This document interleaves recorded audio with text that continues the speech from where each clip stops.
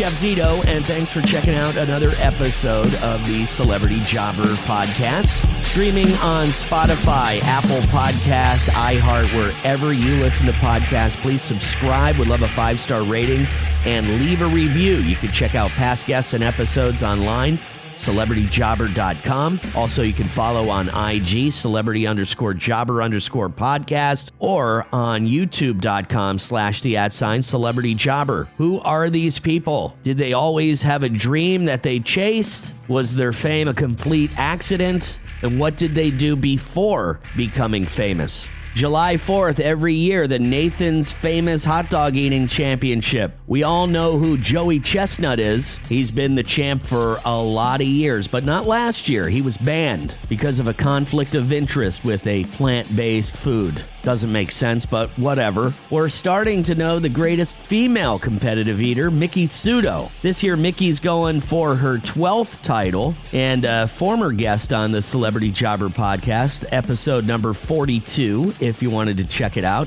She's also married to my guest today, fellow competitive eater, Nick Wehry. Little bit of a scandal with Nick last year when they say he quote-unquote cheated, but it was nothing more than a scoring error on the judges because of an extra hot dog plate. There's a lot of characters in this world of competitive eating. Nick seems to be one of them, yet he is fairly normal and has a life outside of competitive eating. Competing for the mustard belt in the Nathan's Famous Hot Dog Eating Championship, it's Nick Wehry, my guest this week on Celebrity Jobber. The Celebrity Jobber Podcast with Jeff Zito. If you like what you hear, please subscribe, give a 5-star rating, and leave a review. Check out all our past episodes on Apple Podcasts, Spotify, or wherever you pod.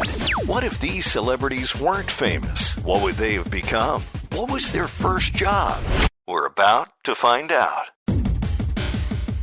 Do you do anything else during the year? Are you a full-time competitive eater, or do you have like another job? Maybe I'm an account sales director for Omni Energy and Steel Supplements based out of Sarasota. So that's my Clark Kent, so to speak. Okay, 9 to 5. So, very cool. Okay, very cool. So you're a part-time competitive eater. I suppose, yeah. It's probably the best way to look at it.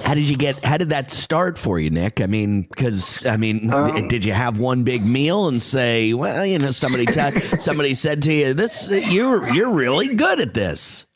Actually, I was a competitive bodybuilder for about 10, 12 years. And one of my friends, or a few of my friends, we would go to like a buffets and they'd be like, hey, dude, what is going on right now? And so I bet. They kind of just suggested I do a punch key eating contest at a bake shop in Ansonia, Connecticut. They're like Polish jelly donuts. And I said no. But they're like, look, you can win a couple $100. We're raising money for a sick little girl and you get free donuts. I'm like, well, that's a pretty sweet deal. So I win and I handily won. And then I really liked winning and I like money and I like giving to charity. And it's spiraled to the point where I'm world ranked and kind of traveled the world doing it.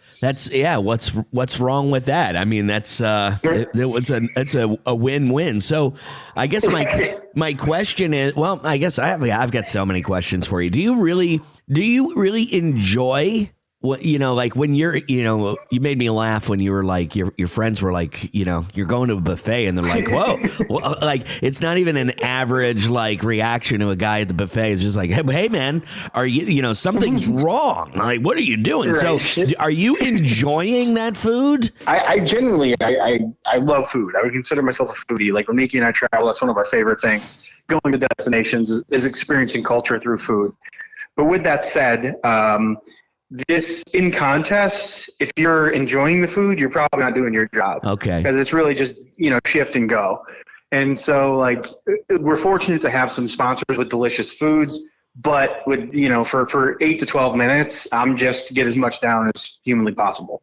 Okay. And so there's really not a whole lot of enjoyment. Is there something easier? You're talking about punchkis a little bit ago. Is there something easier than others? What's your What's your specialty? Do you have a specialty? That's tough. For me, I've had some good contests with records in pistachios, hard-boiled eggs, Buffalo Buffet Bowl, which is like pizza, chicken wings, an assortment of things.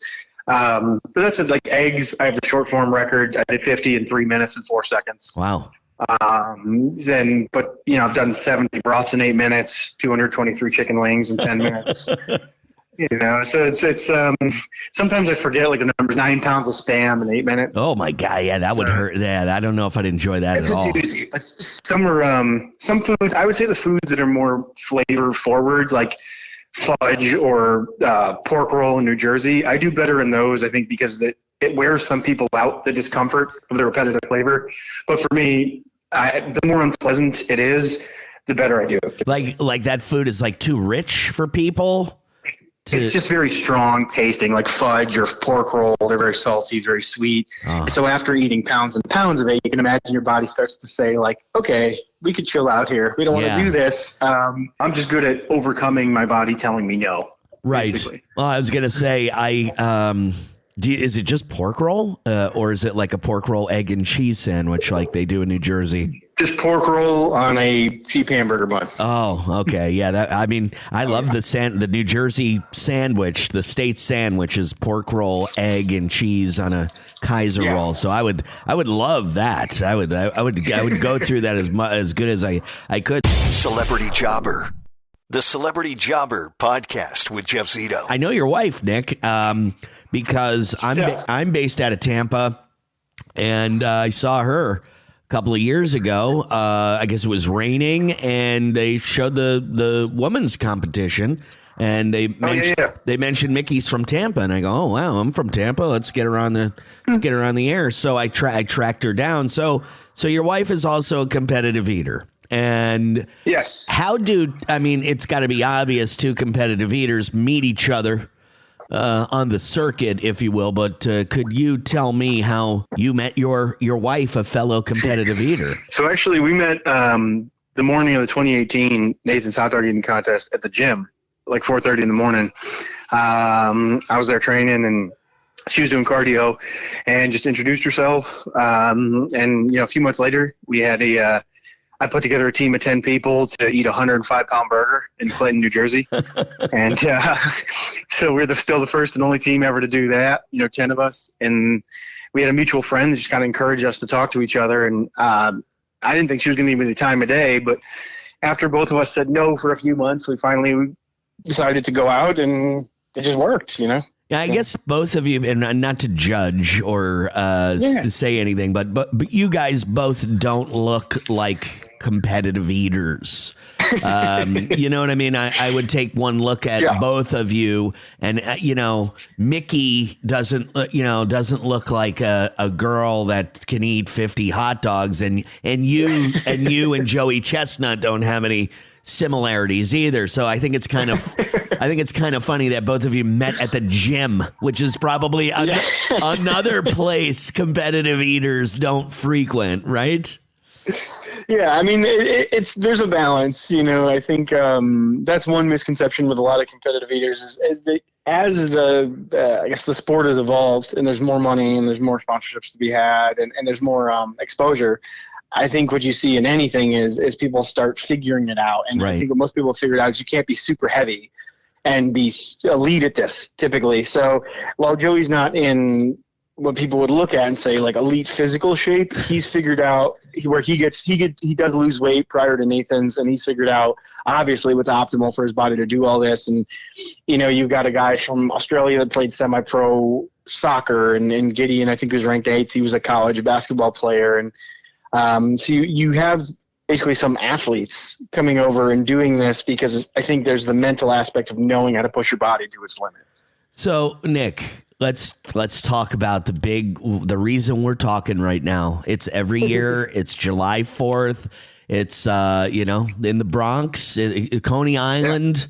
You got to eat 60 something hot dogs to win this thing. Okay. And I mean, I don't know what your personal best is. Is it, in the 40s? I mean, how are you going to get through two people? How are you going to get through Joey Chestnut, who's coming back this year, and by the way, and your wife, who puts down 50 hot dogs? I mean, that's pretty crazy. What are you doing? What are you doing different this year to kind of move past these two? So it's just kind of like, one of those things where you practice like you play, and then you play with different frequencies of practice or different like time amounts. It's similar to like weight training, when you hit your bench press gets stuck at 300, 400 and 420, and you just keep kind of moving it up. So you have to figure out where's your weakness. Like, why are you not getting to 45? Why are you not getting to 50? So I feel pretty good this year. Practices have gone, pretty well. Body feels good. I know if my body cooperates on Friday, and that's all part of it, is your body gonna work with you that day? There's no reason why I can't be in that top 3. There's guys. Joey's taking a year off. We don't know where he's going to be. I'm assuming he's super motivated. He's going to put up a big number, but who knows? The last time he did Nathan's, I think he did 61, 62. Something like that. But last year at the Netflix thing, he got into the mid 50s. Yeah. So I mean, it's tough to say where he's going to be. So all I can do is, unfortunately, in a single person thing like this, you can't play defense. But I know like my practice has gone really well. I know I can fit as much as most of the top guys, maybe just short of Joey, but I don't know if Joey's been doing this 20 years. Is his body going to cooperate or not? Tough to say. But with that said, I should be north of 50, if my body cooperates, and then see where it goes from there. Yeah, if you're north of, honestly, I've been watching these competitions for a long time, and if you're north of 50, you got a real shot because anything can happen at that point. So, yeah, there's a big drop off after that number. Huge. Yeah, huge. So, Nick, I tried to ask your wife this question. She didn't give it to me. I'm sure you're going to be able to. We're a couple of guys here, and we all want to know. The Celebrity Jobber Podcast with Jeff Zito. Celebrity Jobber. After 50 hot dogs in 10 minutes, whatever it is. What the hell happens after that? What happens to your body? What does it sound like? And what you know what I'm talking about. You're going to go to the first time you hit the toilet. I want to know what, is it scary? What happens? Thing with going through that much mileage, so to speak. So it takes a bit to, as you can imagine, to process 4,000 or 5,000 hot dogs with all that sodium and fat and such. But after the contest, we'll probably I'll be in Coney still for another hour or two doing interviews, and then we have like the hour. They'll bus us back here. So about, we'll get back here probably 3-4 hours after the contest. And then Miki's going to drag me all over the city, walking everywhere. Oh, God. Just drinking water and trying to flush because she loves, just exploring and stuff. And you just try to plow through water. The next morning or middle of the night, because of the sodium, your body's trying to purge itself of all the water in there however it can. So wow. At first you're a lot of liquid for a while, and then you get to the end of it, and probably about 16 to 24 hours later, there's that's where it happens. Like everybody else, just moss. Right. Moss. Yeah. So I was thinking, dude, that's got to be an uncomfortable 16 hours. Don't It's I'm not jogging around New York City. I'll tell you that. Yeah. I'm slowly waddling around New York City. So. Yeah, I can imagine that's pretty uncomfortable, man. So tell me a little bit about your normal life, your normal job. Tell me a little bit about what your day-to-day looks like when you're not competitive eating. So normal gig is wake up in the morning, kind of make breakfast, take our son to daycare, and then cruise down to Sarasota and start my job as the account sales director for Omni Energy and Sodi and Steel supplements. So that's just that energy drink and sugar-free soda-based company out of Sarasota. Cruise around, help route the drivers, kind of work there 8-10 hours, and then cruise home. Usually before work, I'll train just in the gym, but gym training 5-6 days a week, work 5 to 7 days a week, and then just being dad. Right. Very, very normal outside of the dozens of hot dogs and broths and chicken wings. Yeah, I would say that is not normal. It has to be very. You have to see some. There's some characters out there. And you look fairly. Oh, yeah. You look like a regular guy. You look like a normal guy. So, yeah, it seems like a different world out there. What was your very first job? Nick? Very first job in the world. Washing dishes at AJ's Steak and Pizza in Goshen, Connecticut, kind of like a biker bar. Oh, no. I was like 15 years old. Yeah, like 15 years old washing dishes because I wanted to be able to afford a car and all that stuff when I was 16. Sure. So you went to a biker bar and you were washing dishes. Yeah, that's tough. That's a tough gig. Yeah, that was a rough one, but it was formative, I think, so to speak, to do that. So, it was good. That, and then my dad was a contractor, so a lot of Connecticut and New York winters, just framing houses outside. Right on. And then when you went to school, what were you thinking of becoming? Because obviously you weren't thinking of becoming a competitive eater. Yeah. My guidance counselor didn't tell me that was an option. So I was a criminal justice major at Central Connecticut, and then switched to exercise science. And then just kind of, bailed out on that when I realized like I am not taking school serious enough. So I'm just going to jump into the workforce. Right.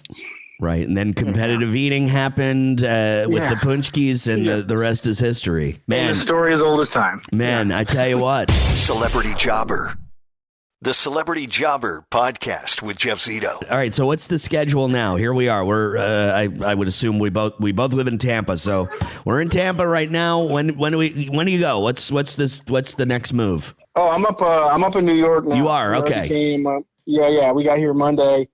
So we're now it's do media, stay active, kind of taper food volume down. I'll be solid fasted about 24 hours out. So about Thursday at noon will be my last meal, and then get ready for stay hydrated, live on kind of Gatorades and coconut water and amino acids for 24 hours, and go out there and try to put on a great show for everybody. Man, when I have like reservations for like a really nice restaurant, and I'll go like, hey, I want to be starving when I get there, and it doesn't usually be the best strategy for me, if I don't eat. So you're talking about not eating for an entire 24 hours. Are you actually starving when you get to the contest? So I'm very like my body itself is starving, but I think the anxiety and excitement is so high, I don't really feel it too much until I like you notice when you walk by like a food cart or something like that and you smell like the gyros and stuff and you're like, oh wow, that smells really good. But other than that, I'm so focused on the task at hand. Very, very little, because somebody could probably call me from my house and be like, hey, your car just got crushed by a tree that fell down outside. I'm like, okay, yeah, I'll deal with it on Saturday. Again, thank you for letting a lot of us know what we all were wondering, and scores. It's definitely, look, we're gonna watch this thing. It's like Joey Chestnut at some point. I kind of think, this is just my opinion, the guy's he's going backwards. I saw last year that looked like that was definitely, I don't know if he didn't take the Netflix thing as serious, but look, he's getting older, and it just it is what it is, right? So I think he's going to be, eating less. He'll be in the low 50s. And I think, like you said, if you and Mickey both can get into the 50s, you got a good shot at somebody taking it this year, taking it away from him. Yeah. Obviously, Mickey's excited, for her contest and stuff like that. She feels good. I'm definitely excited. So we'll go out there and then whatever our body allows, we'll try to push through it. All right, well, push through it for me at the end, and wait, that came out wrong. Nick, good luck to both of you, and we'll see what happens on July 4th. Appreciate it, man. Thanks. Take care. So I'm pretty sure by the time you listen to this podcast, you'll know who the winner is. Obviously, Joey Chestnut is a strong favorite, but as Nick was pointing out, like, your body has to cooperate. I thought that was pretty interesting. And I do remember last year when Joey Chestnut did not enter the contest, or was banned, if you will. He did that Netflix thing with Kobayashi, and I think he only got into the mid 50s. So if his body doesn't cooperate, and like Nick says, he can get over 50 hot dogs in, and his body does cooperate, we'll see what happens. I think it's pretty impressive that his wife, Mickey Zito, can eat over 50 hot dogs, being a woman. What a power couple. Imagine those two walking into a restaurant. They have no idea what they're about to get into. So it seemed like Nick just kind of got into this by chance. Got into a punchki eating contest. I guess he was known for being able to put a lot of food away. It was for charity to help some young girl and some medical bills. So he said, hey, why not? I'll get into this contest. I'll eat some punchkis and donate to charity. It's a win-win. And I guess the rest is history. Nick's very first job was working as a dishwasher in a biker bar in Connecticut at the age of 15. But really what was pretty cool is that Nick has another job, a Clark Kent, if you will. Part-time competitive eater and then full-time in the energy drink business as like a top-level sales executive for the company based out of Sarasota, Florida. And, you know, again, Joey Chestnut, he's getting up there. He's won this contest many a year. And I know he's a strong favorite this year, but it seemed like there was a little bit of a decline last year. And if his body doesn't cooperate this year, anybody eats over 50 hot dogs definitely has a chance. And I can only imagine what that first dump is like after eating 50 plus hot dogs. That has to be an absolute disaster. My wife would definitely leave me if she had to clean that mess up. Anyway, thanks again for listening to another episode of the Celebrity Jobber Podcast. Past guests and episodes online at celebrityjobber.com. Next week's guest, actor-comedian John Leguizamo. Definitely looking forward to talking to him. So have a great 4th of July weekend. And thanks again for checking out another episode of the Celebrity Jobber Podcast. Until next week, I'll see you then. I'm Jeff Zito.